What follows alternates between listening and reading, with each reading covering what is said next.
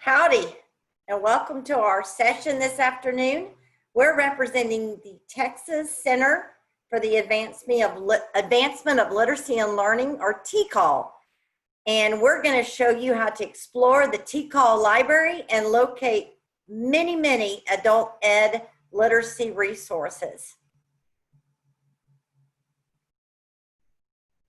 My name's Paula Bauer, and I've been in the AEL field for, well, this will be the 21st year this year. And I directed a family literacy program for 16 years and joined Tcall 4 years ago.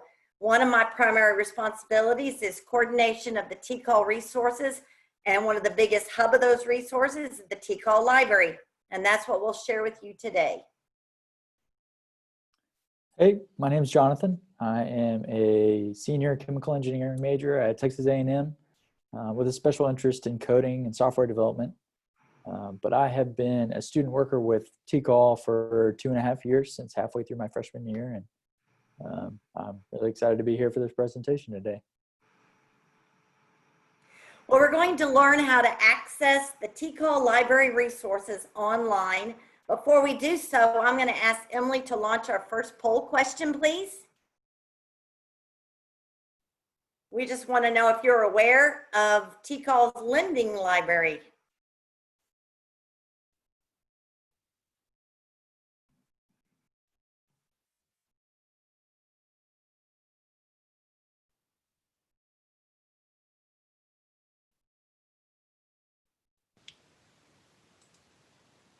Okay, great. Thanks, Emily. Well, it looks like a third of you are familiar, so I just want to share at this time, that's what Tcall AEL library is all about, is lending out resources free of charge. And we can send you the resource free and provide you with a label to send it back to us, a prepaid label. And we would love for you to borrow our resources. And we're going to share a little bit about that today.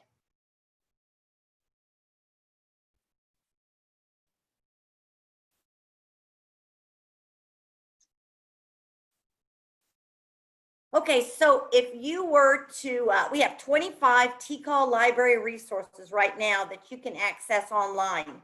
We have those in our Zoom room, and we can also send them to you if you'll put your name, email address in the chat box. We'll get back to you and send you what you need. All of the flyers look very similar to the one on the screen. It has a QR code and a bit.ly link, and I'm fixing to go in detail on each one of these. The QR code you'll find on the left-hand side of the flyer. And if you see the library resources, right underneath it is the subject. And that QR code will lead you to a list of Tcall resources relating to that subject. You simply would download a QR code on your QR code app on your mobile device or your computer. You would go in there and scan the barcode on our flyer, and it would take you to the list of Tcall resources, in this case, that were related to technology and social media. Another way you can access our resources is with our bit.ly link. It's circled on the screen in front of you, and this would be a bit.ly link that would take you to the same list if you scanned your QR code. And you would copy the bit.ly link, put it in your preferred browser, click enter, and there you would have the Tcall resources relating to that particular subject. In this case, it would take you to a list of Tcall resources that were related to technology and social media. Okay, when you reach your, when you scan the QR code or you enter your bit.ly link, it'll take you to something that looks just like this list. This is our technology and social media list, the top portion. And I'll go into details on this list in just a minute, but I'm going to ask Emily to launch poll question number 2 for us, please.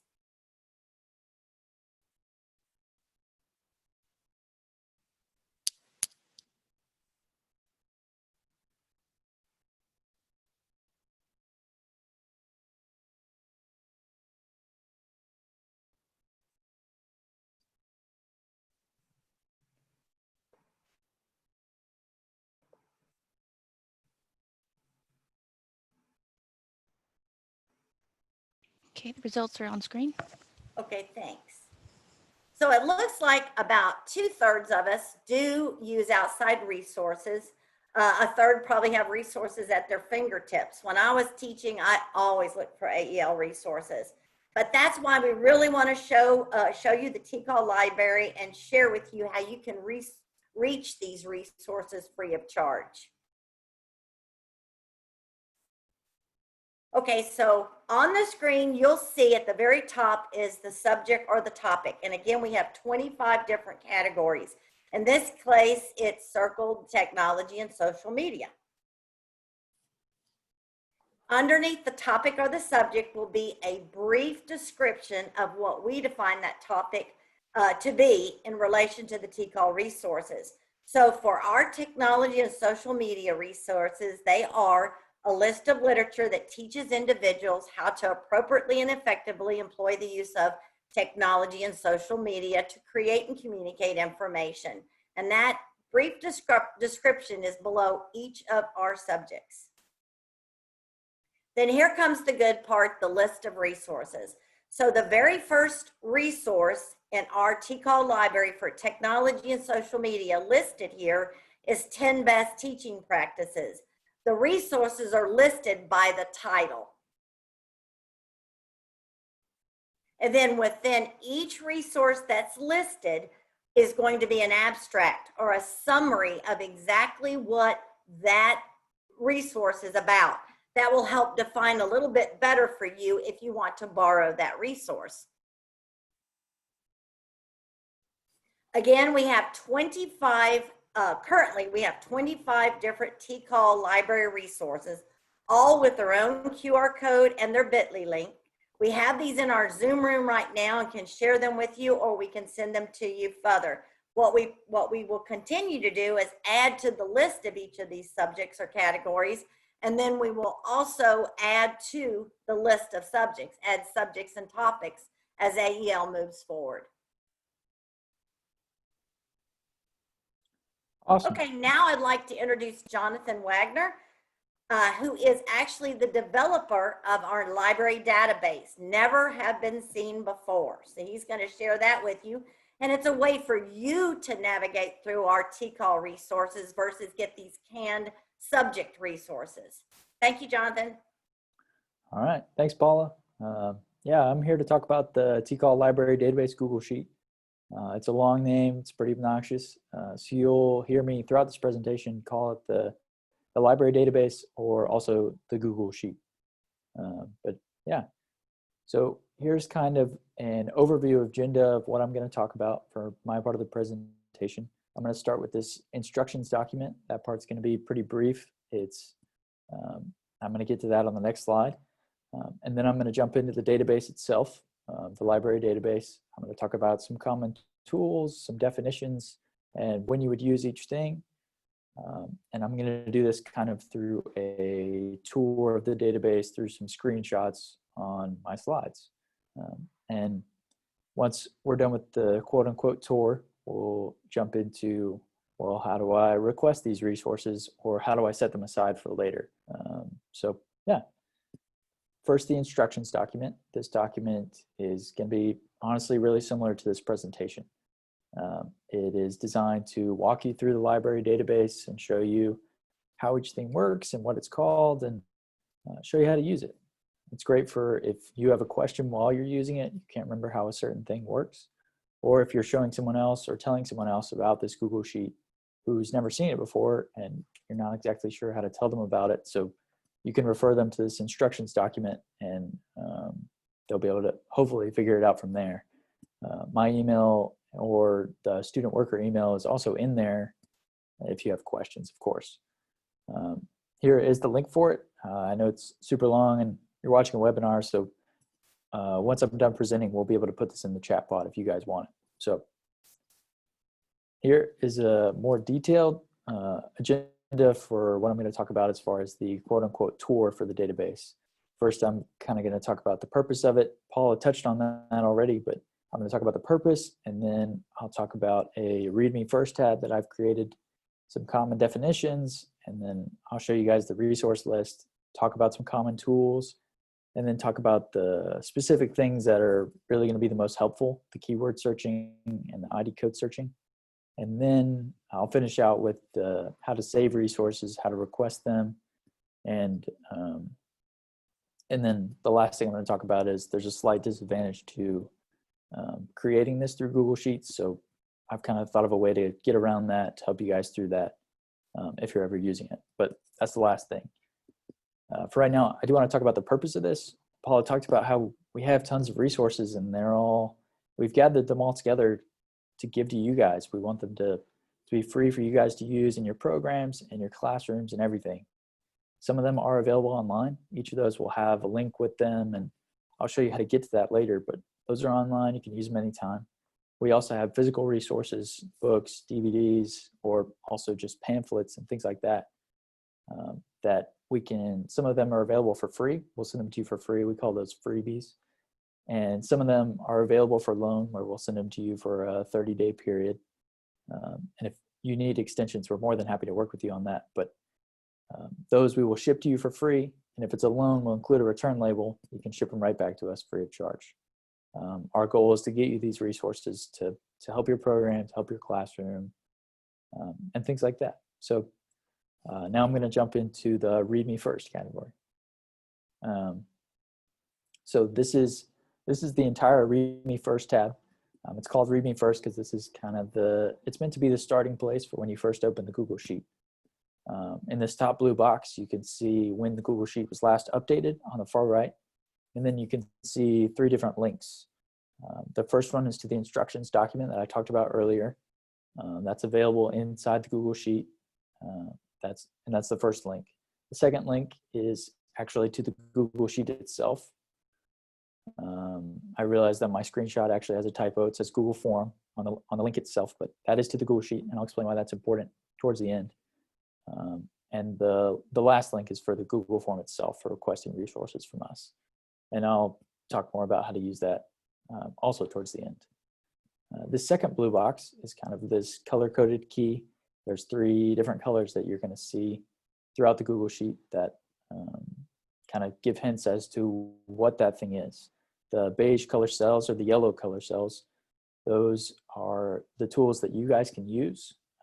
Those are the ones that you can edit. The majority of these sheets are protected because they have code written behind them, and they show you the resources that you're looking for. And so I don't want you to be able to edit those because those are trying to help you find what you're looking for. But the yellow ones, those are the ones that are not protected. Those are the ones that are intended for you guys to be able to use. So when you see yellow, that's what you should be looking for to change and edit yourself. The green and the red, I'm actually going to talk about on the next slide. There isn't a red example, but there is a green example. So you can see right in the middle of your screen, you can see these checkboxes that are green. Next to every resource in the tool tabs, I'll explain what a tool tab is in just a second, but on all the tool tabs, you're going to have these checkboxes right in the middle next to every resource. And every time you check one, it's either going to light up green or it's going to light up red. If it's green, that means that resource is available. If it's an online resource, it's always going to be green. But if it's a loan item or a freebie, then it might light up red, and that will either mean we don't have any more or that it's been checked out by someone else, and you can scroll over towards the right and see when it's been checked out. So that's kind of what the green and the red means. But yeah, what you're looking at now, this is the basis of how it works and how it's laid out. This is what I call a tool tab. It has user tools on the left.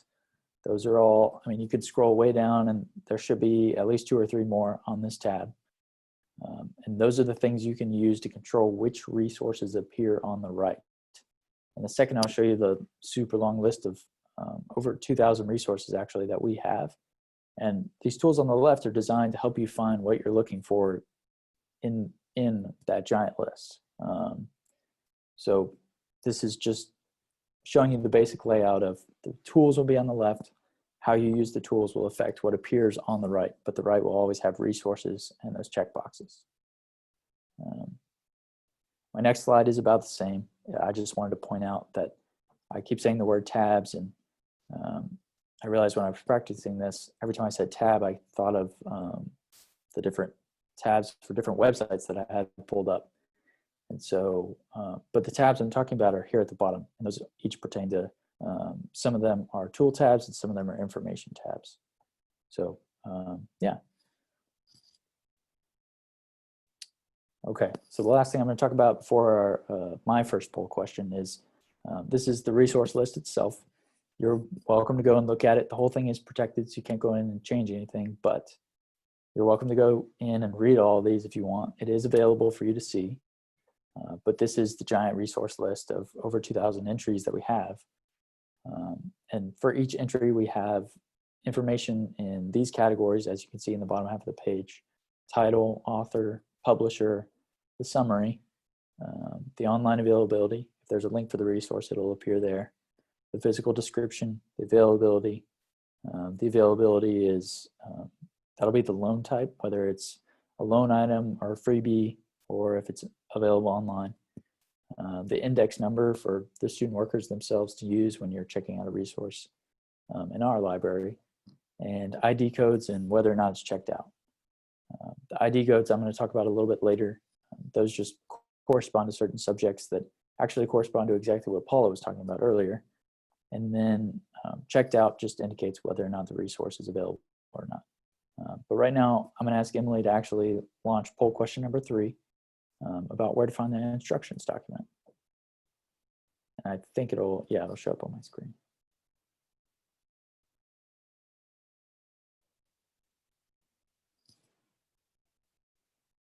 So this is talking about the instructions document that I talked about first. I guess since it's showing on my screen, everyone can see what the answer is.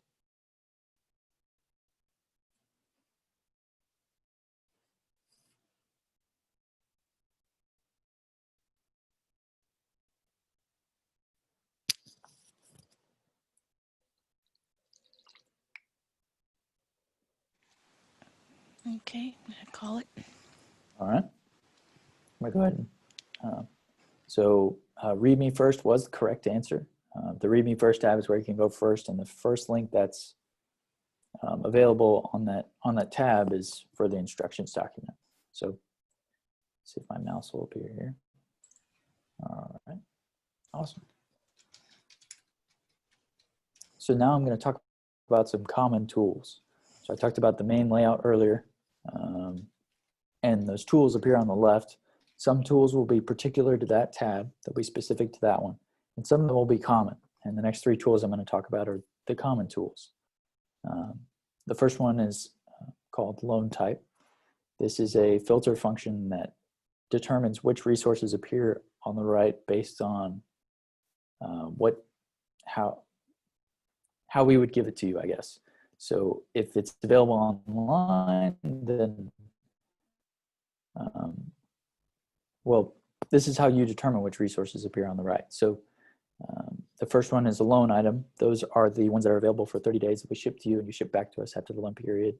The free copies available are the freebies, and then the web-based resources are available online. So you can use this tool to determine which resources appear on the right by checking or unchecking different boxes. So if I'm going in and I only want to look at online resources, I only want to use things that I can open right here, right now, then I would uncheck all of them except for available as web-based resources only. Or if I really wanted to check something out, I really like having a book in my hands, I would look at loan items only, or maybe freebies.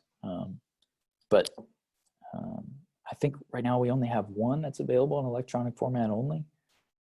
If you are, I'm not sure which resource that is, but if you are interested in it, communicate with us, and there's a good chance we'll be able to share our lessons with you or something like that.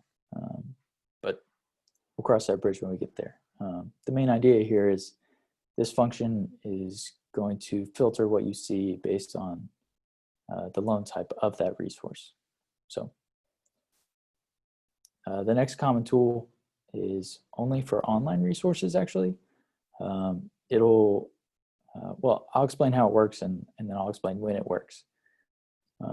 What this tool is going to do is you can click inside the yellow cell, or the yellow cells are the one you guys edit.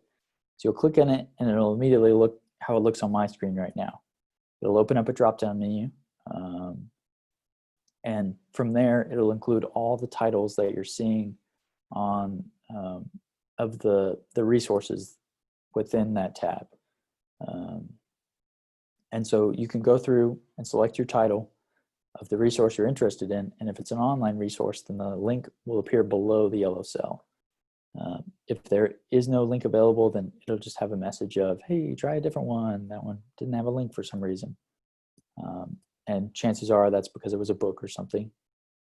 If you scroll over and you can look at online availability and see, oh, there's no link there, then that's why. So the intention of this tool was to get that link for you in a convenient location. And it does that by looking at all the titles, and you can open the drop-down menu and pick one. So yeah. And this orange arrow on the right is pointing to something you can't see right now because of the drop-down menu, but that has brief instructions inside of it with pretty much everything I just said, except it's available right next to the function, right next to the tool, while you're using the database, in case you forget or you're not sure how to use it. The last common tool I'm actually going to talk about a little bit later. I think it makes sense to talk about it because it's kind of paired with the Google form. Right now, I'll just briefly say that the way it works is it'll see which resources have checked boxes next to them, and it'll gather the information you need on those. And this is there so you can copy what's in the white box and paste it in the Google form that I'm going to show you later. And the word link actually has a link to the Google form that you would request resources from us. But this is a little bit early. I'm going to talk about that later. So that's it for our common tools, actually. And now I'm going to talk about the more specific ones. The first two have to do with keyword searching. And that just means you type in specific words that you want resources for, and it finds them for you. The first one is much more simple than the other one in terms of what it finds and where it finds it. The way it works is you're going to type in your keyword in the first yellow cell, the top one where you see the word GED and the big orange arrow is pointing at. You'll type in your keyword there, and from there, you're going to click in the second yellow cell, and you'll select a column. So you can see in the drop-down menu, summary, title, author, publisher. You're going to select one of those, and what this is going to do is it's going to find resources for you that have that keyword in that specific column. So if a given resource has the word GED in the title, but it doesn't have it in the summary, then it's not going to find that. But if it has in the summary, then it's going to find that. It'll display that for you, and you can go look at it. And underneath these two yellow cells, it'll tell you, you can't see it right now because of the drop-down menu, but it'll tell you how many resources it found for you. And so if it's 0, you would just try searching something else or try selecting a different column for it. I think unless you're searching for a specific author, I think my recommendation would be to either select title or select summary. Those will be your best bet on finding the resources you want to find in there. One disadvantage with this is if you misspell a word, it's not going to figure that out for you. You do have to make sure your spelling's correct. And if you enter in consecutive words, it's only going to find those together. So if you type in adult literacy, if something has adult but not literacy, then it's not going to pull it up for you. You're not going to see it. But if it does have those two together, then it will find it for you. And that could be helpful to you depending on what you're searching for. But if you type in something that's kind of unrelated, like ESL, GED, then it's not going to pull up anything. I actually went through and tried that, and it said, hey, we didn't find any resources. Try searching a different keyword. So keep in mind that disadvantage. I'm still working on finding a way around that, or creating a new tab altogether that will allow you to enter in multiple things and it'll find them for you. Yeah, now I'm going to talk about the full keyword search. This is similar to the last one in that you just enter your keyword and it finds things for you, but this one is much more comprehensive. It's not really more complicated, but it searches everywhere. So here I've entered the word ESL into the yellow cell, and it has looked everywhere in the resource list, and everywhere there is ESL, it's found it for me and brought the whole thing up. So since it's searching everything, I've set it to where it'll highlight it for you and show you, as you can see with the right orange arrow, it's highlighted yellow in the title because that's where it found the word ESL, the word that I searched. A disadvantage of this is, as you can see, it pulled up 219 resources. That's a pretty long list. If you do want a longer list and you want to take more time to look through those things, then you're more than welcome to.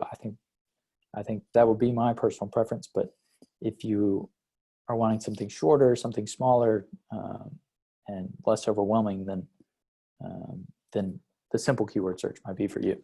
But that's totally up to you to try them both.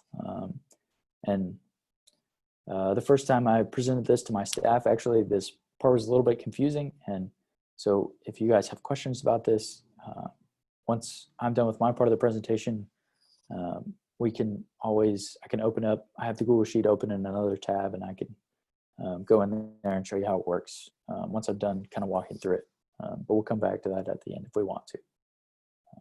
Yeah. So now we're sort of transitioning. We're still talking about the last tool tab itself. But first I want to kind of tell you about the ID codes. Each ID code pertains to a specific subject. You can kind of see at the top. At the top is a screenshot of the ID code definitions tab. It has the ID codes, the subjects they go with, the descriptions, and the number of resources we have for them. These ID codes are actually, they directly correspond to what Paula talked about with the bit.ly links and the QR codes. We have a QR code and a bit.ly link for every ID code and a list of all the resources that fit that category. But you can also find them within the Google Sheet. So if you want to find something by subject, whether it's financial literacy or citizenship, or the two examples here are adult teaching fundamentals and technology and social media. If you want to find something by subject, this is where you go and start and see if we have that subject. And if we do, you're going to come over to the ID code search, and you'll click inside the yellow cell. It'll open up a drop-down menu, and you can look at, it'll have a drop-down menu with all the ID codes in it, and you pick the one you want. And it'll find all the resources that go with that ID code.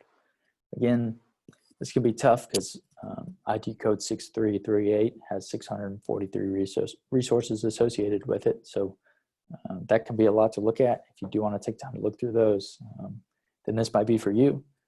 If it's not, then the simple keyword search might be for you. But as you could see in the previous slide, some of them only have 28. So this could be really helpful and not have a ton, but have a manageable list of things to look through.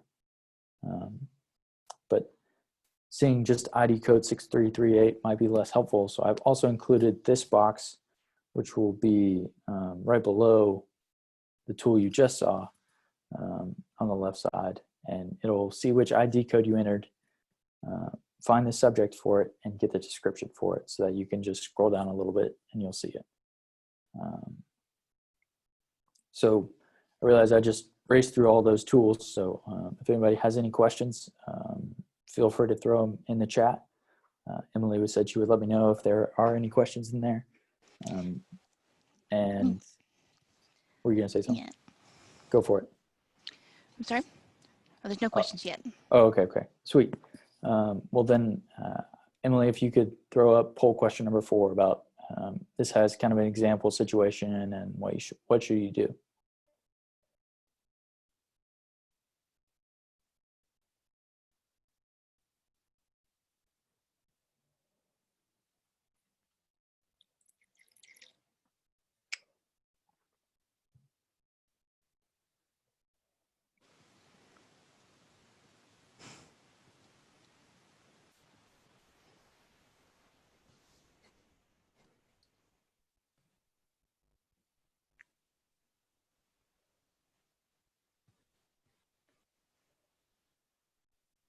Okay, let's close it now.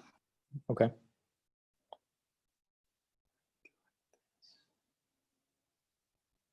promise I can't see my mouse for some reason. Mhm.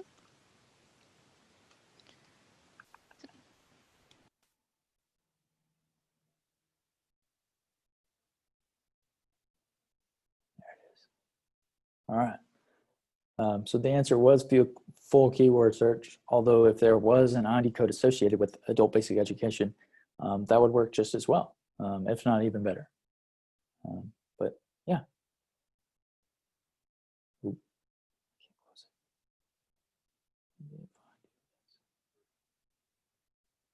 All right. So that was it for talking about the database for the Google Sheet. Now I'm going to talk about how to set some resources aside and how to use our Google form. These are both for saving resources, but they work in different situations for different purposes. The first one is I'm going to talk about as saving resources. This is going to be helpful if, say, you search the keyword GED in the simple keyword search column or simple keyword search tab. If you use that tab and you come up with a list of resources, but you want to look at them later, and you want to be able to search something else right now, this is kind of the way to set those resources aside so you can look at them later yourself. And then the second one is actually how to request resources from us, whether it's a freebie or for a loan. So first I'm going to talk about how to set resources aside. These are kind of the steps to do that. Some of them, I mean, the first few might be pretty simple, but I still wanted to kind of get into it, talk about it just in case, and have a helpful guide that's in here. This is also included on the instructions document as well, by the way. So the first thing you're going to do is select all the cells you're interested in. So this is actually looking at the simple keyword search tab. And so I've typed in, I believe I typed in GED in the summary column.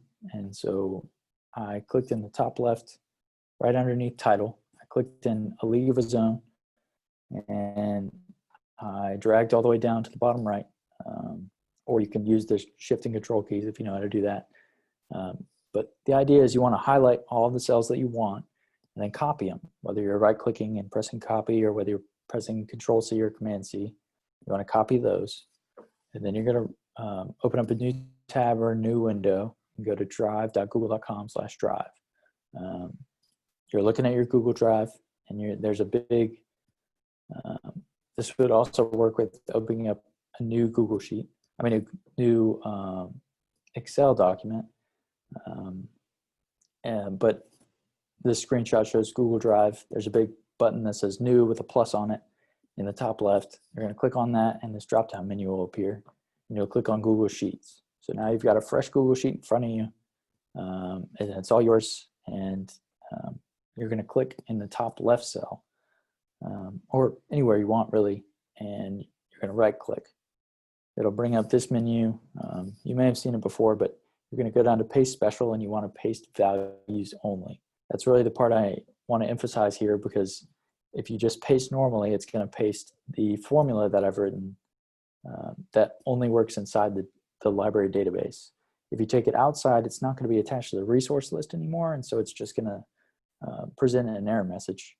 And so that's why you need to paste values only, and that'll paste all the entries that you highlighted and copied.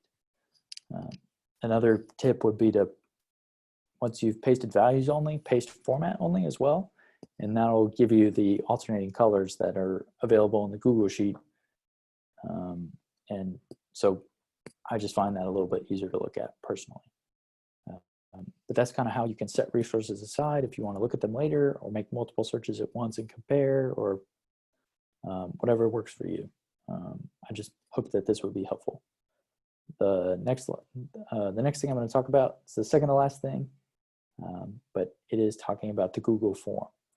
This is the form you guys can use to request resources from us. You're also welcome to email us directly, but I wanted to provide something that's inside the Google Sheet that you guys can use to request resources from us, just to maybe help streamline the process, but it's really whichever one works easier for you. This is the information it's going to ask you for. Your name, your email, of course, your phone number, your program's name, the position you hold within your program, the shipping address, and the resources you're interested in. This is kind of attached to that common tool I talked about earlier that we semi-skipped over, where you check the boxes next to the resources you're interested in. This tool is going to go through and see all the resources you've selected, and it will put it in a format to where you can just copy that white box and paste it in the Google form where it asks which resources you want to request from us. It actually, to be specific, it grabs the title, grabs the author and the publisher. It grabs the physical description, the loan type or the availability, and the index number. It'll grab all those for the resources that you've selected, and you can copy that and just paste it in the Google form, and we'll have the information we need to get you the resources you're interested in. Yeah, so here is the last part. So one disadvantage of doing this in Google Sheets is I've set it to where anyone can access it, anyone can edit those yellow cells, but the hitch comes when two people want to use it at the same time.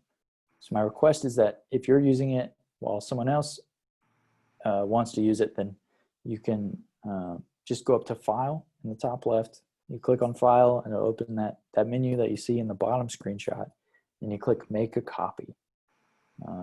The copy will work exactly the same. You do still only want to edit the yellow cells because the other ones will no longer be protected, but you can go in and use your copy exactly the same. It's going to be the same thing. The links will work exactly the same.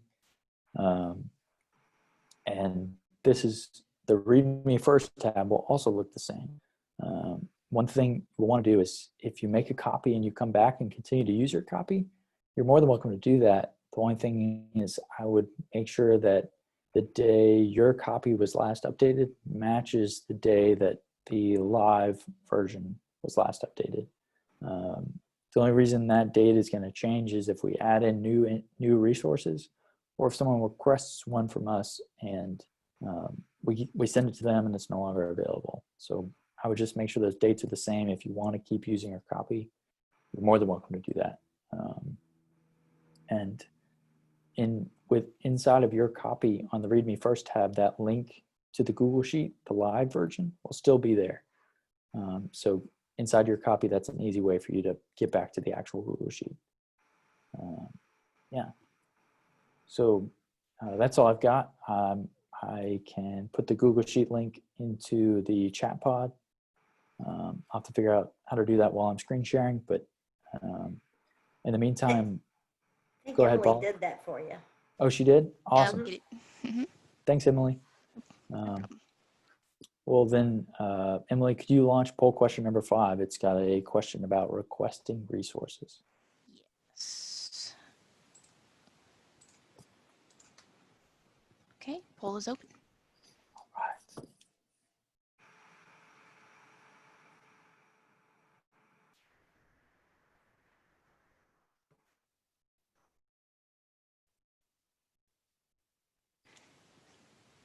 At the end of the day, we have some tired people. It's okay to be tired. Yeah.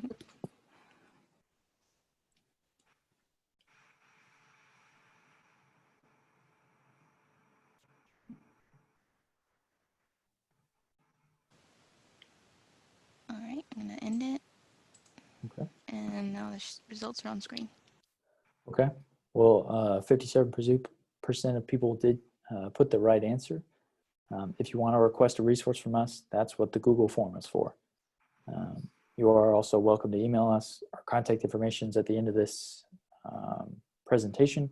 I believe Emily also put it in the chat pod at the beginning of this, and it's also available on the README First tab. But yeah, those are the ways you can request resources from us.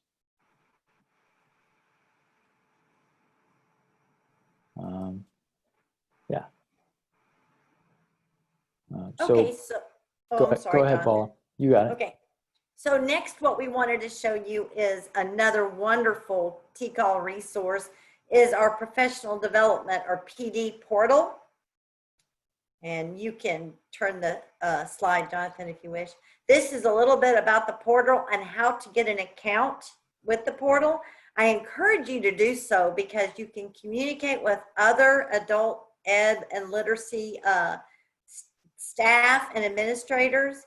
We also have live webinars, which I'm fixing to share in just a minute, that we record, and those are at your fingertips.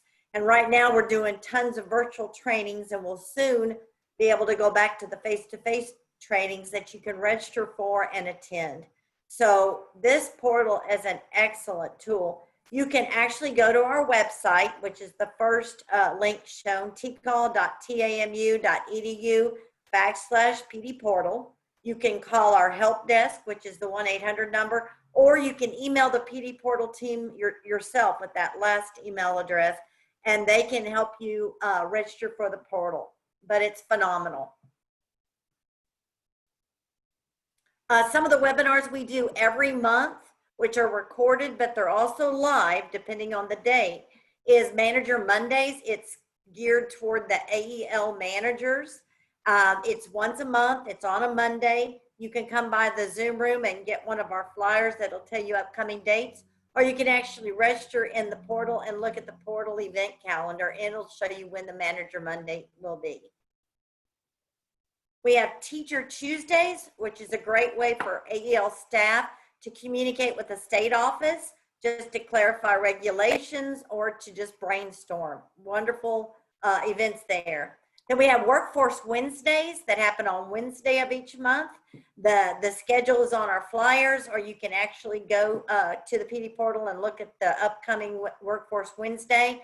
It is a chance for AEL instructors to better help their students entering the workforce and the workplace.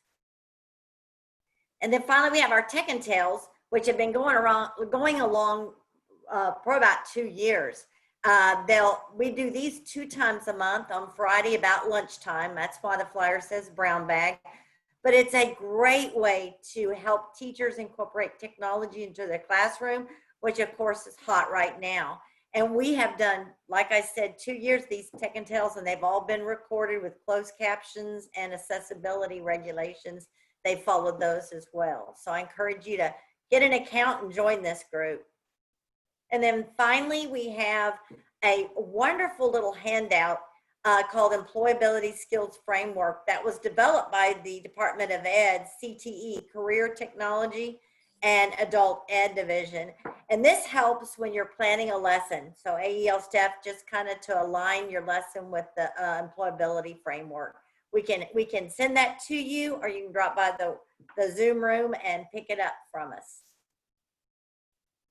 And then here is our contact information. If you would like a copy of this PowerPoint, we'd be glad to send it to you. If you'd like any of our electronic resources with the QR code and the bit.ly link, or if you'd like to better acquaint yourself to the portal, call us. The Tcall@tamu.edu. The very first email is the library team. We'll answer that directly. The 800 number is the help desk, and they can get you to us or the PD portal team, or go on our website, because we have wonderful resources on our website. Not only the PD portal or the library, we have a provider directory and lots of COVID resources that might be helpful for you.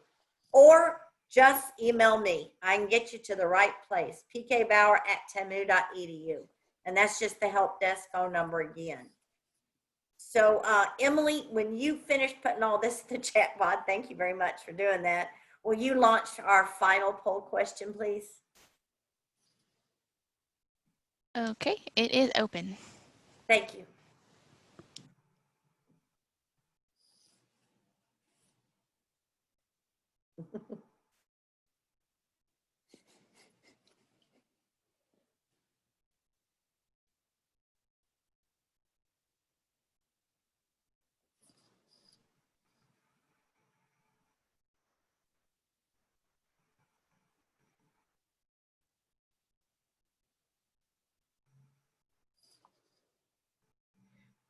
Yes, you can email us, call us, or I guess you can email us 2 different ways or call us. All of those are ways to contact us. Thank you very much.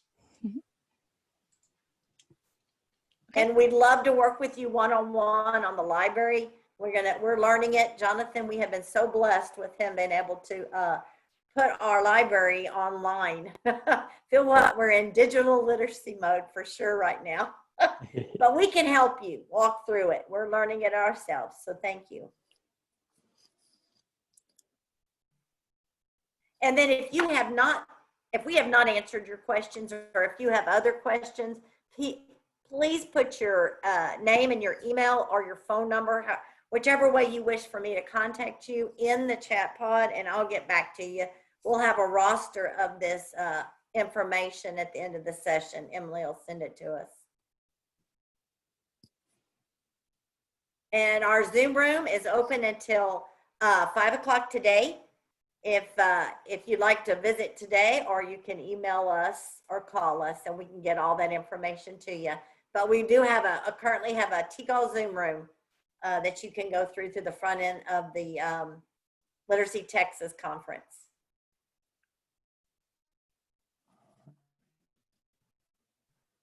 And then please don't forget, I think you have an option to do the survey, but we'd love your feedback so we can keep improving our presentations. We encourage you to do so. I think, Emily, a few people have asked while I was talking about PD credit. Isn't it just simply putting your name and do they need the email also to get PD credit? Yes, you need to put PD needed and your program title into the chat. So what program you were with. So, and I'm going to send the chat logs with all this information to Literacy Texas, and they're going to make sure that gets applied. Okay, perfect. Mm-hmm. We sure do appreciate y'all stopping by and visiting with us today. And we are here to help. That's what we do. And thank you again, and y'all have a great week. Yes, thank you guys.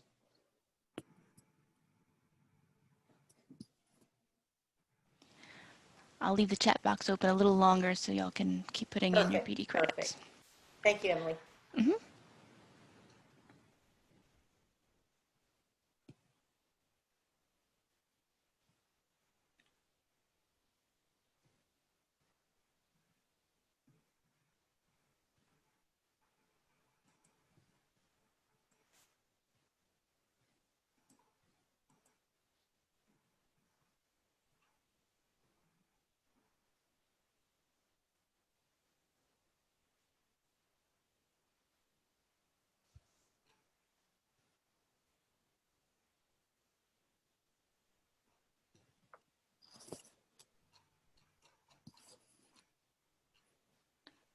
Okay. I think that's probably good. So thank you guys for presenting. Jonathan, good luck on your test. Thank you. Thank you, Jonathan. Great job. Thanks, Paul. You too. Bye-bye. Bye, Emily.